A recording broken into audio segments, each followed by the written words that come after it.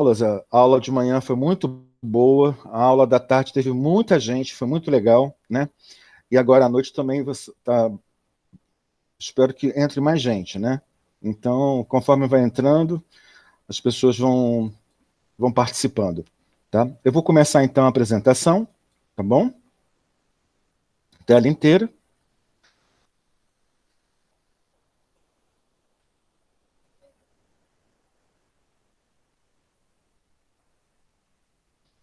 Vamos lá.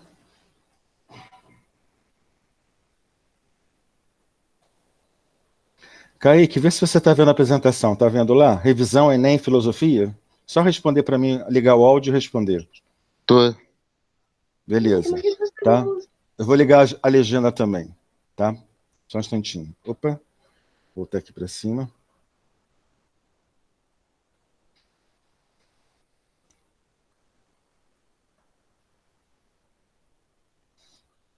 Ah, esse aqui não tem legenda, que coisa. Deixa eu ver aqui de novo. Esse aqui não tem. Uma pena. Tudo bem. Olha só, gente. A primeira coisa da revisão de filosofia é a gente saber o seguinte: quais são as matérias que mais caem no Enem? Tá bom? Então eu vou passar para o próximo slide aqui. Então, as matérias que mais caem, tá, são essas aqui. Os filósofos naturalistas, ou o que a gente chama de pré-socráticos, tá? Os sofistas, né, que são os contrários dos filósofos, Sócrates, Platão e Aristóteles, tá? E filosofia moderna. Três tópicos importantes, três tópicos que vocês, pelo menos vocês têm que conhecer bem, os pré-socráticos. E sempre cai duas ou três questões dos pré-socráticos, então vocês têm que saber. Sócrates também vai cair muito, sempre tem uma ou duas questões de Sócrates, tá? Platão e Aristóteles também, e a filosofia moderna, basicamente, são os contratualistas, tá? A gente vai ver ainda, isso no terceiro ano, quem está no terceiro ano comigo já está vendo ou já viu alguma coisa aí, tá? Bom, então, essas são as matérias principais. Então, vamos dar uma olhadinha e vamos fazer uma revisão também, no caso, sobre o que é filosofia e como que ela surgiu, tá? Então, vamos falar um pouquinho antes de a gente entrar nas questões, tá? O que é, afinal? Vamos entender. A filosofia, tá? Ela pode ser entendida, na sua essência, como o desenvolvimento do pensamento racional. Ou seja, é quando o homem abandona qualquer coisa mítica, qualquer crença, qualquer dogma, e passa a querer responder o que é o mundo, as respostas, através do pensamento racional. Por isso que filosofia nunca vai poder ser religião. Porque a religião é baseada em quê, gente? Em crença, em dogmas, né? E a filosofia é baseada apenas no pensamento racional. Vocês sabem que a palavra vem do grego philos, amizade, e sofia, que é saber, que a gente pode chamar também de amor ao saber, ou, melhor ainda, amor à verdade. O filósofo é aquele que busca a verdade, que ama a verdade. Então, o amor à verdade é uma busca filosófica, tá? O saber filosófico racional, ele foi substituindo gradualmente o saber mítico, o dogmático, o religioso, né? A gente pode até confundir, falar, por exemplo, que a filosofia, né, ela tem alguma coisa de ciência, ou pode se confundir um pouco com a ciência, porque ela é racional também. Só que jamais com religião, jamais com pensamento mítico, mitos ou alguma coisa desse tipo. Ok? Bom, os pré-socráticos, tá, eles buscavam uma coisa, gente. Eles queriam entender do que o mundo era feito. E esse do que, o que era formador, tem uma palavra em grego que se chama arché. Arché seria, então, o princípio formador de todas as coisas. Tá? É isso que os filósofos pré-socráticos, antes de Sócrates, buscavam. Eles buscavam a arché, o princípio formador. Tá? Tem uma outra palavra que é importante a gente entender também, que chama-se metafísica, aquilo que está além da natureza, está além da physis. Physis significa natureza em grego, que vai dar um nome depois para a física, para a matéria física que vocês conhecem. Tá? Ou seja, seria a discussão metafísica do ser enquanto ser. Tem dois filósofos pré-socráticos que fazem esse estudo do ser, tá? Que é o Parmênides, né? E o Heráclito. Os dois, quando eles fazem esse estudo do ser enquanto ser, o ser em grego significa onto, palavra onto. Tá? E como a gente estuda como é formado o ser, a gente diz que isso é um estudo ontológico, ou seja, uma ontologia. Tá? A physis, vocês já conhecem, né? Em grego significa o mundo natural, ou mundo, ou simplesmente natureza. É o mundo natural, aquele que é aprendido pelos sentidos. Tá? Esses são os princípios básicos dos pré-socráticos. A arqué, a metafísica e a physis. E eles procuravam explicar do que era feito a physis.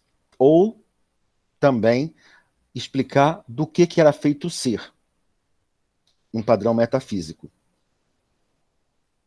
Quem foi o primeiro filósofo? Tales de Mileto. Tales de Mileto, há mais ou menos 600 anos antes de Cristo, tá? No século VI antes de Cristo, Tales de Mileto, ele queria entender a origem de todas as coisas, e ele teve uma observação fantástica.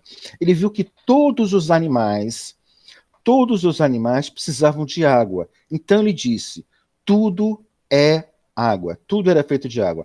Hoje nós sabemos que não só os animais, mas existe água em tudo, até mesmo numa rocha.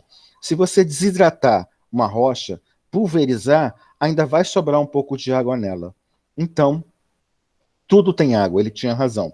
O que a NASA fica tentando fazer hoje? Ela tenta buscar vida procurando o que nos planetas? A água. Porque se encontrar água nos planetas, provavelmente vai encontrar vida e vai ser sustentável. Nós precisamos de água. A água é essencial à vida. Tá? Aliás, nós somos 80% água, né? Vamos passar para o próximo. Bom, uma coisa que nós precisamos saber, tá, é o nome de alguns dos pré-socráticos. Tá? Os pré-socráticos eles se dedicaram especialmente ao entendimento sobre a physis, sobre a natureza, ou seja, do mundo natural e sua origem. Tá? Então, alguns pré-socráticos são o Tales de Mileto, que foi o primeiro, ele disse tudo é água, o Heráclito de Éfeso e o Parmênides de Eleia, tá? Que são os dois que estudam o ser enquanto ser, ou seja, os dois têm um estudo ontológico, e aqueles que são atomistas. O que é atomista, Cazé? É fácil, gente, o próprio nome já diz. Átomo.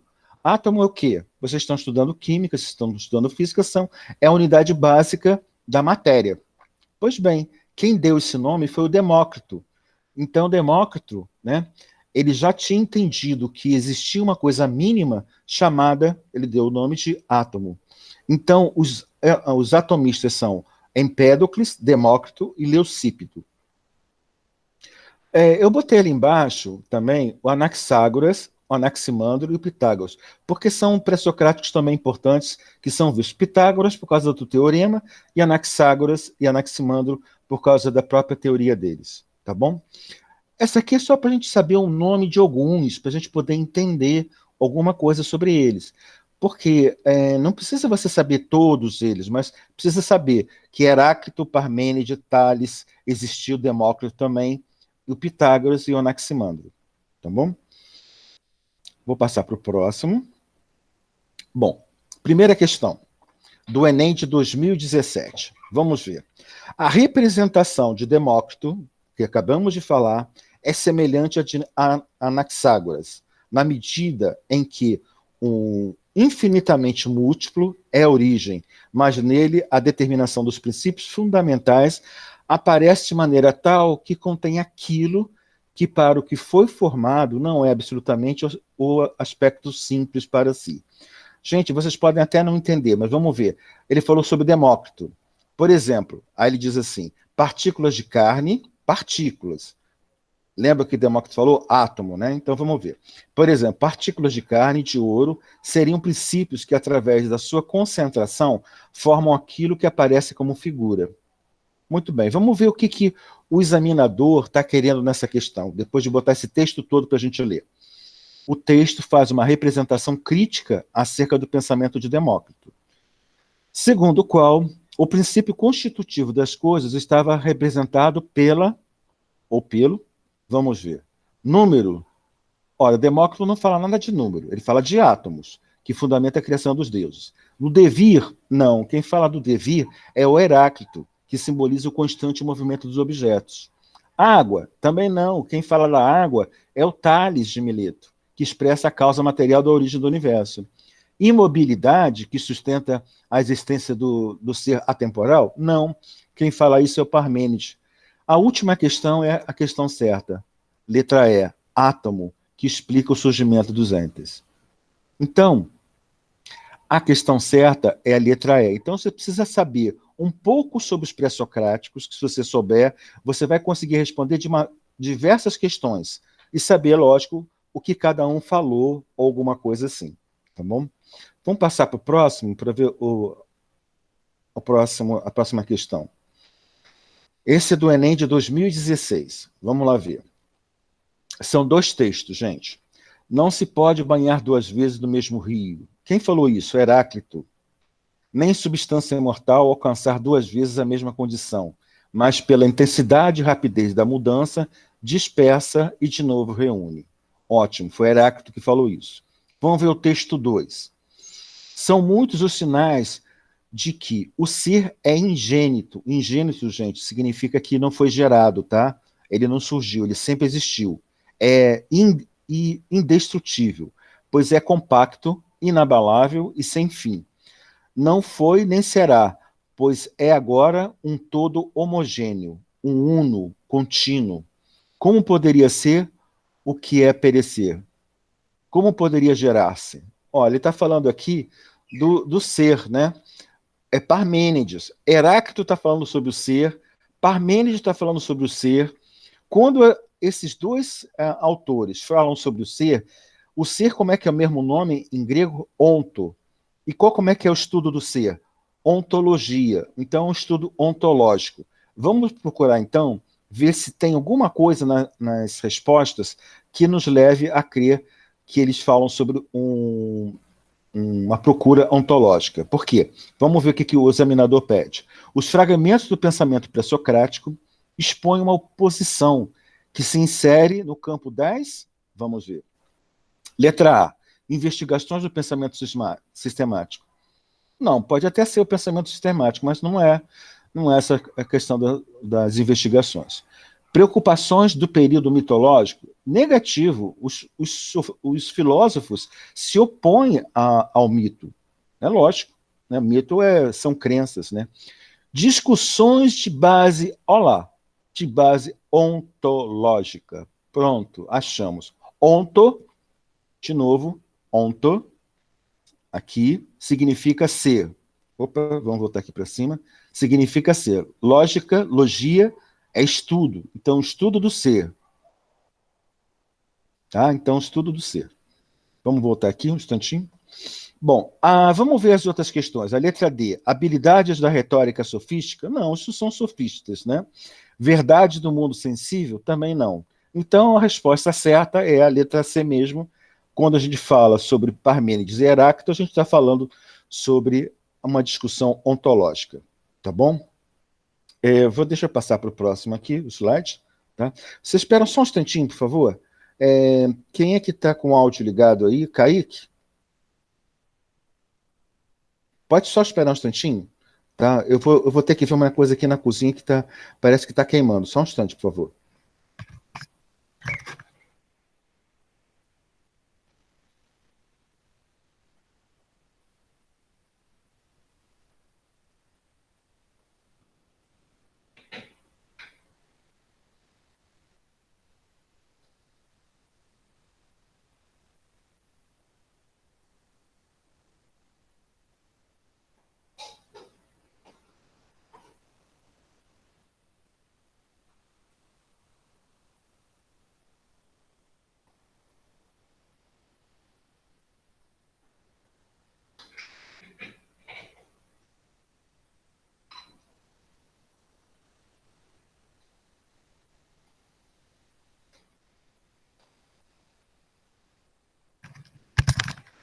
Gente, obrigado, desculpa, tá? Já voltei.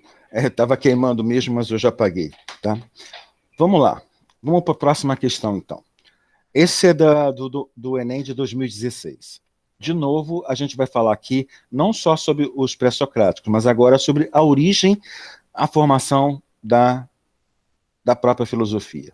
O aparecimento da polis... Opa, que palavra é essa? Polis? Polis são as cidades gregas. É na polis que se forma a coisa mais importante para o surgimento da filosofia, a democracia, né? Por quê? Porque todos podiam participar das decisões políticas, todos podiam falar, né? Ou seja, todo mundo tinha o poder de falar o que quisesse, né? É chamado de isegoria. Goria é palavra, igualdade da palavra. E eles também tinham isonomia, que é igualdade de comportamento, ou igualdade perante a lei. Vamos ver. O aparecimento da polis, das cidades, né? Situada entre o século VIII e VII a.C., constitui na história do pensamento grego um acontecimento decisivo. Olha só, um acontecimento muito importante. Certamente no plano intelectual, como no domínio das instituições, a vida social e as relações entre os homens tomam uma forma nova, cuja originalidade foi plenamente sentida pelos gregos. Interessante. Manifestando-se no surgimento da filosofia. Olha só. Então, esse autor aqui está dizendo que a filosofia surgiu porque surgiu a cidade. Surgiu o quê? Surgiu a polis, essa organização social. Vamos ver, então, o que ele está perguntando aqui embaixo. Segundo Vernon, que é o autor, né, a filosofia na antiga Grécia foi resultado vamos ver, constituição do regime democrático? Não, aqui em cima ele não fala nada sobre o regime democrático. Contato dos gregos com os outros povos? Também não fala nada sobre isso. Desenvolvimento no campo das navegações? Também não é. Aparecimento de novas instituições religiosas? Muito menos isso, né? Mas vamos ver a última. Surgimento da cidade como organização social. O que é a polis? São as cidades. Ou seja, surgimento da cidade como organização social é essa a resposta certa. A letra E. É simplesmente vocês perceberem que vocês precisam saber certas palavras. Polis são as cidades, né? Gregas. Então, se você souber, você mata essa questão fácil, né? Porque é simplesmente ele diz aqui o aparecimento das cidades. Então, é mais uma questão que vocês conseguem simplesmente sabendo o princípio, o início da filosofia. Vamos passar para a próxima questão. Esse é do Enem de 2015. Vamos lá ver o que está escrito. A filosofia grega parece começar com uma ideia absurda, como a proposição: a água é a origem e a matriz de todas as coisas. Olha, a filosofia começa realmente com essa fala. Quem é que falou? Tales de Mileto. Ele falou: tudo é água, porque ele observou que todos os seres vivos possuíam água.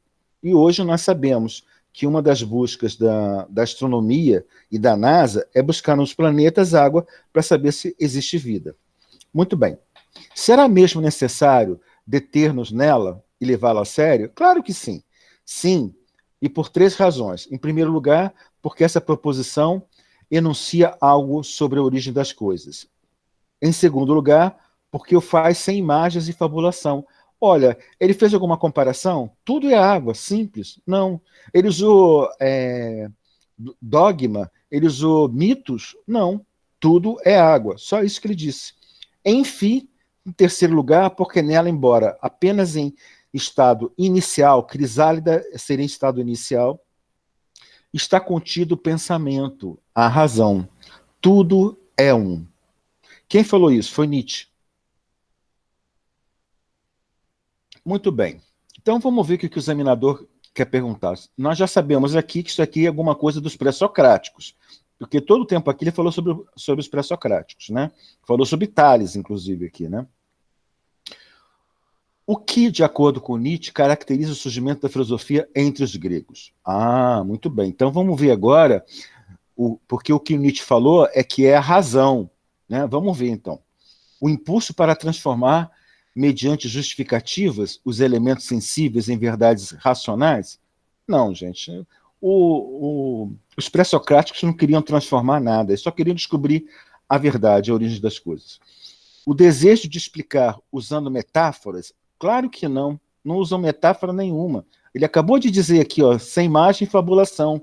Então não tem metáfora. A origem das coisas e dos seres e das coisas. Então não é essa a questão. A necessidade de buscar de forma racional a causa primeiro das coisas existentes? Sim, é essa a questão. Nós sabemos que essa é a busca dos pré-socráticos. É essa a busca do Tales, a necessidade de buscar de forma racional a causa primeira das coisas existentes. Vamos ver, então, por desencargo de consciência, as outras questões. A letra D, a ambição de expor de maneira metódica as diferenças entre as coisas? Não. A tentativa de justificar, a partir de elementos empíricos, experiências, né, o que existe no real? Também não. Então, realmente, a letra C é a nossa resposta correta. Tá bom? Vamos ver um pouquinho agora sobre um outro assunto, antes da gente iniciar as próximas questões. Tá? Vamos falar um pouquinho sobre os sofistas. Tá? Sofistas, gente, são aqueles caras que não são filósofos, né? São eles, enquanto que os pré-socráticos, né, filósofos, preocupavam-se, né, especialmente com a física, com o mundo natural e a arqué, o princípio formador, os sofistas eles se ocupavam do nomos, ou seja, do comportamento do homem. E a preocupação deles não era com a natureza, era com o homem. A democracia ateniense consolidou o homem no centro de tudo. Ou seja, a gente chama isso, o homem no centro de tudo, antropocentrismo. Tá? O regime de governo ateniense, que é a democracia, também abriu caminho para o crescimento, né, dos sofistas. Né? Então, os sofistas eles se tornaram cada vez mais proeminentes, né? Mas eles tinham um intuito diferente. Eles não eram filósofos, eles não queriam a verdade, eles não queriam saber, eles queriam só ganhar as causas. Vamos ver o próximo slide para a gente poder entender isso. Mas o que eram? Os sofistas em si refutavam o termo filósofo, eles não eram filósofos. Sua relação com o saber, com Sofia, não era de paixão, não era de verdade, mas de utilidade, de conveniência. Eles eram interesseiros. Gente, estranho. Quem é que hoje, no mundo, né, muda de opinião de acordo com os interesses que precisa? É a classe política. Então, essa classe política que nós temos no mundo, né, eles são meio sofistas. Eles só se preocupam com o quê? Com a utilidade de alguma coisa. Se for conveniente, se for de interesse deles, é exatamente assim que eles vão agir. Seu grande objetivo não era afirmar algo, mas fazer com que os outros concordassem com os seus argumentos. Ou seja, exatamente como um político faz hoje. Ele quer fazer o quê? Ele quer que você se convença de que o que ele diz é verdade. Né? Ou seja, ele quer conduzir seu pensamento. Então era isso que os sofistas eram. Vamos colocar assim os primeiros políticos, né, daquela democracia ateniense. As prioridades dos sofistas. Qual eram as prioridades dele? O que era importante para os sofistas? Identificado como os primeiros cidadãos responsáveis por educar outros cidadãos. Ótimo, isso foi uma coisa muito boa. Eles foram os primeiros professores. Mas só tem uma coisa: numa época em que as pessoas ensinavam de graça, eles cobravam. Tá? Então, eles cobravam para poder ensinar. Outra coisa, eles relativizavam. O que é relativizar? É tornar tudo relativo, tudo vazio, tudo pode ser uma coisa ou pode ser outra coisa. Então, relativizavam o conhecimento, não acreditando num conhecimento absoluto, ou seja, não acreditando na verdade. Então, os sofistas não buscavam a verdade, eles buscavam o quê? Apenas ganhar uma causa. Então, eles davam importância à opinião, né, e não à verdade. A opinião em grego é doxa, e a verdade é a aletheia. Olha que nome bonito, aletheia. Então, a aletheia é a verdade. Né? Então, eles não buscavam a verdade, buscavam só a opinião. Dois sofistas famosos, o Protágoras, da cidade de Abdera, e Górgias, da cidade de Leontine. Tá? Protágoras, né? Para ele, as impressões de cada homem sobre o mundo eram também verdadeiras, né? E ele descaracterizava a ideia de física, ou seja, ele não buscava a natureza, ele não queria saber do que era composta a natureza. A única coisa que interessava para ele era o homem e a opinião, e a verdade que era relativa. Então ele diz, o homem é a medida de todas as coisas. Então a verdade é sempre relativa para Protágoras. E o Gorgias também é assim também. Ele buscou contestar a validade da filosofia e sua busca pela verdade. Tá vendo? Os dois também eram inimigos dos filósofos também. Então existia ali uma briga entre os filósofos e os sofistas. Tá? Só que os sofistas, é lógico, é o lado mal, né? Vamos colocar assim. Os filósofos é o lado bom. Né? Eles querem convencer os outros, os sofistas, e ganhar de qualquer jeito. Vamos ver o próximo. Falar um pouquinho sobre Sócrates, né? Lógico, né? Sócrates foi uma das primeiras pessoas que lutou contra os sofistas, né? O sofismo e a democracia. O que acontece? Para Sócrates, o sofismo, os sofistas, iriam conduzir a democracia para o abismo. E, na verdade, conduziram. Talvez seja o que alguns políticos estejam fazendo também, porque eles são sofistas, né? Bom, foi forte crítico dos sofistas, acusando de estarem preocupados apenas em vencer a disputa verbal. E era exatamente isso. Eles só queriam vencer a disputa verbal. Ou seja, convencer os outros, mas não buscar a verdade, não buscar o verdadeiro conhecimento.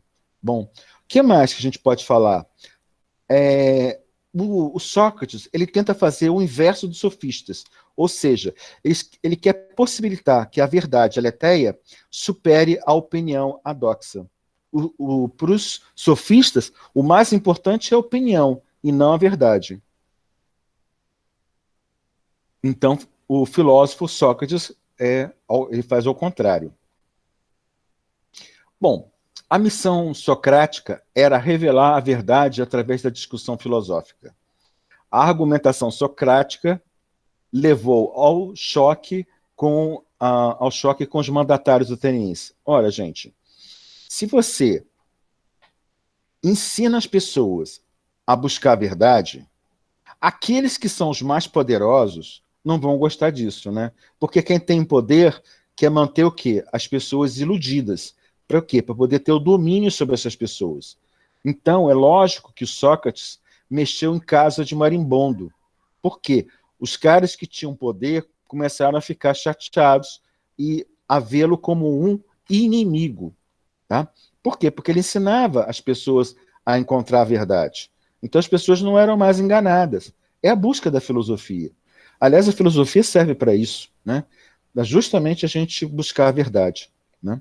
Se há alguma coisa que vai servir para sempre para vocês, se vocês aprenderem filosofia, é saber quem é que mente para vocês e quem é que não está mentindo. Né? Espero que vocês aprendam. Vamos ver. Qual o método socrático? O método socrático a gente chama de dialética. Sempre, qualquer dialética. Então, a dialética maiêutica, que é levar ao parto ao nascimento do novo conhecimento, ou nascimento de uma ideia, e a ironia. A ironia, gente, era o seguinte: ele fazia um diálogo com uma pessoa para mostrar à pessoa que ela estava errada, que ela não sabia o que estava fazendo. Então, ela era ignorante naquele sentido. Né? Então, ele guiava a conversa de modo que o interlocutor percebesse no final, através das próprias contradições, que ele era ignorante sobre aquele assunto. Tá? Então, são duas dialéticas que ele utilizava, dois métodos, a maiêutica e a ironia. Bom, aí tem a parte triste que você já sabe, né? E se eu não sabe, eu vou explicar, né? É que Sócrates, por conta disso, ele vai ser julgado. Ele é acusado de ameaçar a cidade com ideias de introduzir novos deuses e corromper a juventude. E ele foi condenado à morte. Que morte? Qual forma de morte? Eles disseram que ele tinha que se suicidar, se suicidar não, ou seja, ao suicídio. Ele tinha que cometer suicídio. por administração de cicuta, que era um veneno fortíssimo. Tá? Bom, ele podia ter fugido. Ele tinha 70 anos, não tinha guardas, né? Mas ele começou a refletir, né? E viu que a morte era uma coisa boa para ele. Por quê? Porque ele acreditava na imortalidade. Sócrates acreditava na vida após a morte. Tá bom? Por isso ele aceitou. Vamos tentar resolver então essa questão aqui, que vai falar um pouquinho sobre o Sócrates, tá? Vamos lá ver. Uma conversação de tal natureza transforma o ouvinte. O contato de Sócrates paralisa e embaraça. Ora, leva a refletir sobre si mesmo, a imprimir à atenção uma direção incomum. Os temperamentais, como Alcibíades, sempre que encontrarão junto dele todo o bem de que são capazes, mas fogem porque receiam essa influência poderosa que os leva a se censurarem. Ora, quem não quer se criticar, quem não quer melhorar, não vai querer saber a verdade, vai fugir de Sócrates, né? Lógico, né? E, sobretudo, a esses jovens, muito quase crianças, que ele tenta imprimir sua orientação. Muito bem. Então, isso daí é como Sócrates trabalhava. Vamos ver o que o texto pede. O texto evidencia características do modo de vida socrático, que baseava-se na... Bom, nós já sabemos qual é, que é a dialética. Vamos ver se a gente encontra, né, a resposta certa. Contemplação da tradição mítica? Não. Sustentação do método dialético? É essa a questão, é essa a resposta. Porque justamente a dialética é a maiêutica e a ironia, que são a base do conhecimento socrático. Tá? Vamos ver as outras por desencargo de consciência. Relativização do saber verdadeiro? Não. Quem fazia isso eram os sofistas. É o Protágoras e o Gorgias. Né? Valorização de argumento da retórica, da argumentação retórica? Não. São sofistas que fazem isso. Investigação dos fundamentos da natureza?